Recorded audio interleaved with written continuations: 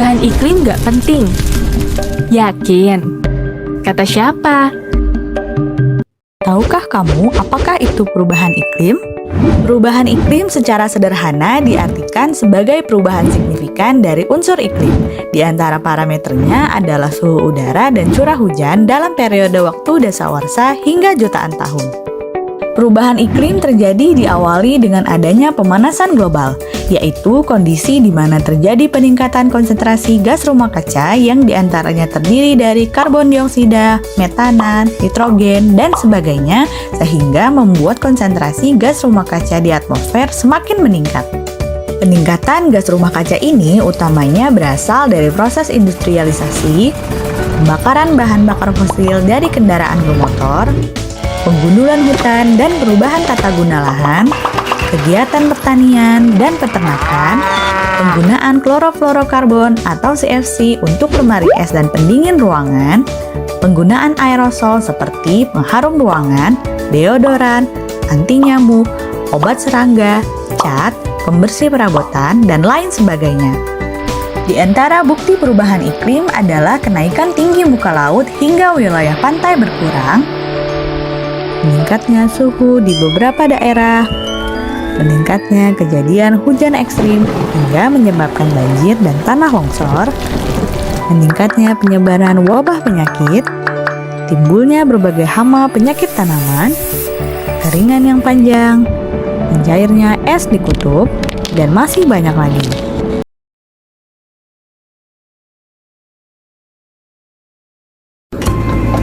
Tahun 2023 akan menjadi tahun terpanas setidaknya sejak tahun 1940. Hal ini disampaikan oleh Layanan Perubahan Iklim Copernicus, Uni Eropa. Para ilmuwan mengatakan perubahan iklim ini dikombinasikan dengan pola cuaca El Nino tahun 2023. Alhasil, kombinasi itu menghangatkan air permukaan di Samudra Pasifik bagian timur dan tengah dan telah memicu suhu panas yang memecahkan rekor saat ini. Kalau menurut temuan Copernicus, berdasarkan catatannya yang dimulai pada tahun 1940, menunjukkan suhu rata-rata global untuk bulan Januari hingga September adalah 0,52 derajat Celcius. Suhu ini lebih tinggi daripada rata-rata periode referensi Layanan Perubahan Iklim 1991 sampai 2020, berdasarkan catatannya sejak tahun 1940. Suhu tersebut lebih tinggi 1,4 derajat Celcius dari periode praindustri dari tahun 1850 hingga 1900. Namun, peningkatan tersebut tidak berarti dunia berada di ambang batas. Pemanasan jangka panjang sebesar 1,5 Celcius yang diterapkan oleh para pemimpin dunia dalam Perjanjian Paris 2015. Karena hal itu diukur sebagai rata-rata multidekade. Para ilmuwan mengungkapkan beberapa rekor catatan terbaru yang menunjukkan pertanda jelas bahwa polutan yang dilepaskan manusia sedang menimbulkan pemanasan global. Namun, panas atau peningkatan suhu hanya salah satu cara di mana bumi memberitahu kita bahwa ada sesuatu yang sangat salah.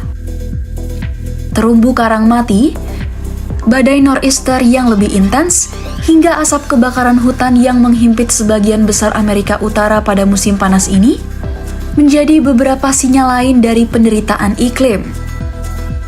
Lebih lengkapnya, berikut sederet peristiwa terbaru yang menunjukkan perubahan iklim memasuki wilayah yang belum dikenal manusia sebelumnya.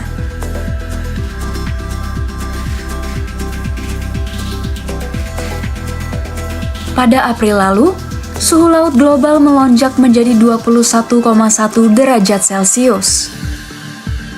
Hal itu disebabkan oleh kombinasi emisi gas rumah kaca dan pembentukan El Nino. Data terbaru dari Copernicus Climate Change Service mendokumentasi suhu laut yang luar biasa panas di Samudra Atlantik Utara dengan gelombang panas laut yang ekstrem di dekat Irlandia, Inggris, dan Laut Baltik.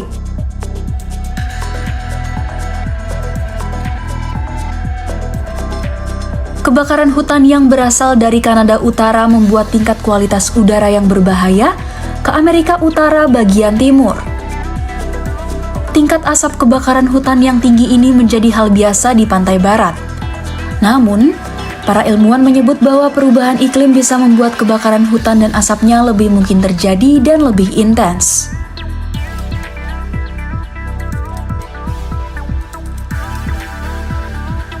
Para ilmuwan mengamati bahwa es laut Antartika telah menyusut ke level terendah yang pernah ada. Berdasarkan data National Snow and Ice Data Center, pada 27 Juni 2023, luas es mencapai 11,7 juta kilometer persegi, hampir 2,6 juta kilometer persegi di bawah rata-rata untuk tanggal yang sama, dalam periode 1981 sampai 2010. Dengan kata lain, luas area yang hilang hampir 4 kali ukuran Texas.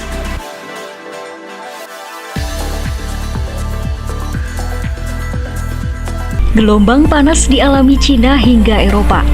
Suhu tinggi tersebut membawa sejumlah dampak, salah satunya adalah rusaknya infrastruktur hingga jalanan yang meleleh. Sejumlah pihak menilai gelombang panas yang muncul di berbagai negara ini adalah dampak dari perubahan iklim yang terjadi secara global. Berikut ini negara-negara yang mengalami gelombang panas beserta dampaknya.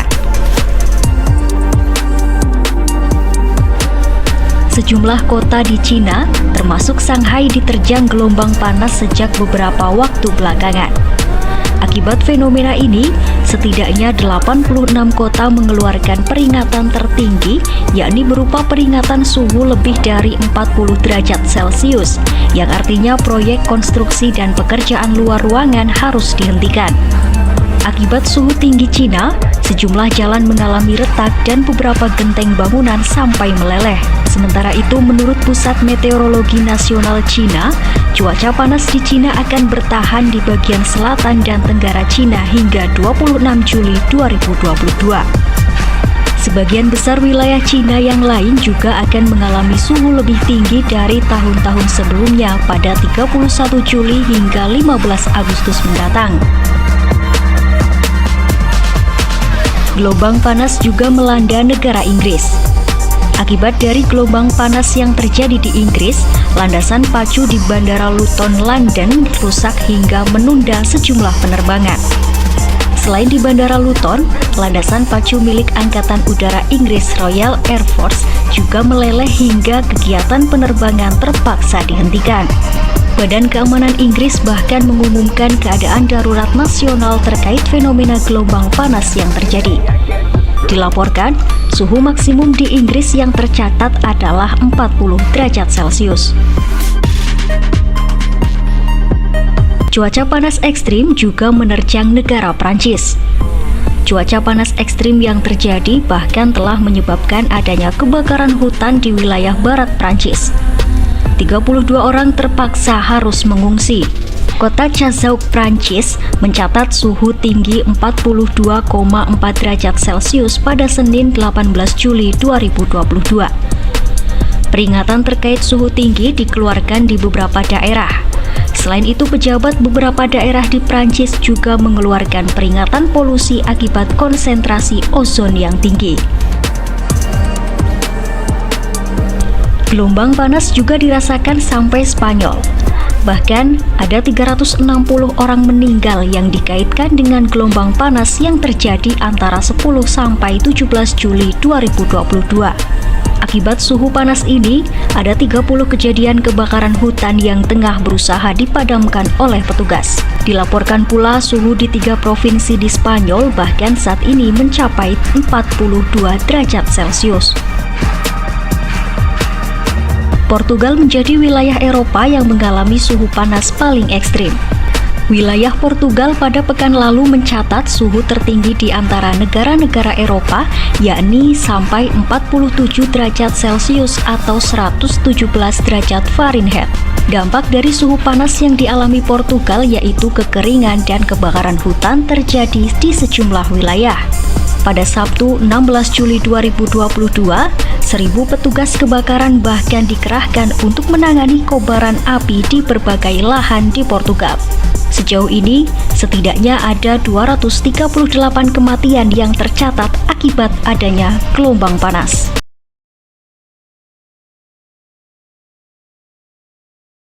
Saudara, ancaman dampak El Nino di Indonesia nyata adanya. Sejumlah daerah kian kesulitan mendapatkan air bersih. Di Kabupaten Puncak, Papua, 6 orang meninggal dunia akibat kekeringan ekstrim. Elsa ceria Senin siang tadi. Untuk sementara, dia dan warga desa Penadaran, Kabupaten Grobogan, Jawa Tengah tak perlu ke hutan untuk mencari air bersih berkat bantuan Polsek Gubuk. Sudah sebulan, sumber resapan warga yang berada di pinggir hutan ini mengering. Di akhir Juli, warga yang terdampak kekeringan meluas ke 2 dusun atau sekitar 80 keluarga. Itu dari sana, hutan. Dari hutan? Ya. Antri apa enggak, Bu? Antri. Berapa lama antrinya? 1 jam, nanti ngendam air dulu. Nanti kalau udah ada airnya, baru ngambil lagi gitu.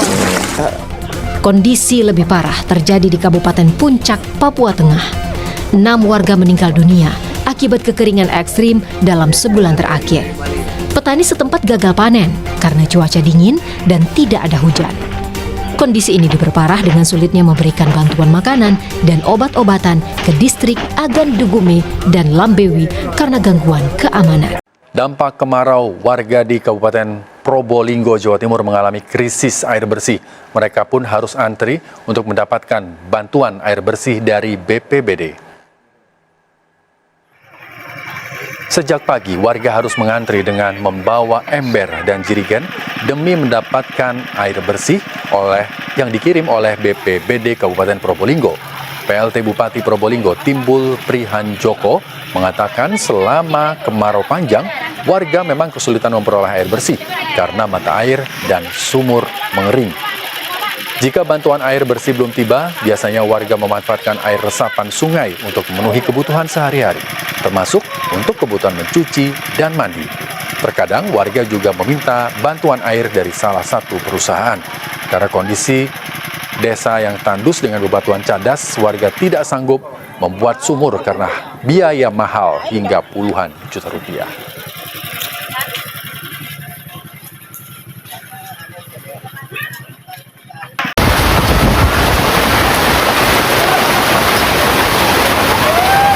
Hujan es sertai puting beliung menerjang Madiun, Jawa Timur Minggu sore. Hanya dalam 10 menit, puting beliung memorak-porandakan puluhan rumah di 6 desa di 4 kecamatan. Langsung menabrak rumah 1, 2, 3 ini semua runtuh, terus yang bagian dapur ini papannya dari kasibot ini terbang semua. 1, 2, 3, 4 hancur. Yang paling parah adalah di desa Sumberbendo, Kecamatan Saradan, Madiun, Jawa Timur. 3 rumah rata dengan tanah. Di desa Randu Alas bahkan seekor sapi milik warga mati tertimpa kandang yang roboh. Sapi, ayam, ini rumah ini. Berapa ekor Pak sapinya yang Satu. mati ini? 1 ya? 1 ekor. Untuk anginnya itu berlangsung lama apa enggak, Pak? Ya sekitar ya ada 10 menit mungkin. Badan Penanggulangan Bencana daerah setempat masih mendata kerusakan akibat bencana ini. Selain itu, belum ada laporan korban jiwa. Bencana puting beliung juga merusak sedikitnya 18 rumah warga serta sebuah masjid di Kecamatan Patampanua, Kabupaten Pinrang, Sulawesi Selatan, Sabtu sore. 2 rumah diantaranya rusak parah. Belasan atap rumah di Kampung Sampora, Cibinong, Bogor, Jawa Barat juga rusak akibat puting beliung yang disertai hujan es. Kira-kira sekitar ada 10 sampai 15 rumah yang rata-rata atapnya yang rubuh, dan ini kita masih terus meng-cross check terus. Di pohon tumbang di sekitar Yasmin, Bogor, Jawa Barat. Di Kabupaten dan Kota Bogor, Jawa Barat, angin kencang disertai hujan deras pada Minggu sore juga membuat sejumlah pohon di berbagai titik tumbang dan menimpa sejumlah kendaraan. Pohon tumbang juga sempat menutup jalan raya dan mengakibatkan kemacetan. Badan Nasional Penanggulangan Bencana BNPB mencatat, dalam 1 dekade terakhir, 98% frekuensi kejadian bencana di Indonesia adalah dampak perubahan iklim. Pemerintah daerah pun diminta semakin waspada atas ancaman bencana memasuki musim penghujan ini. Tim Liputan, Kompas TV.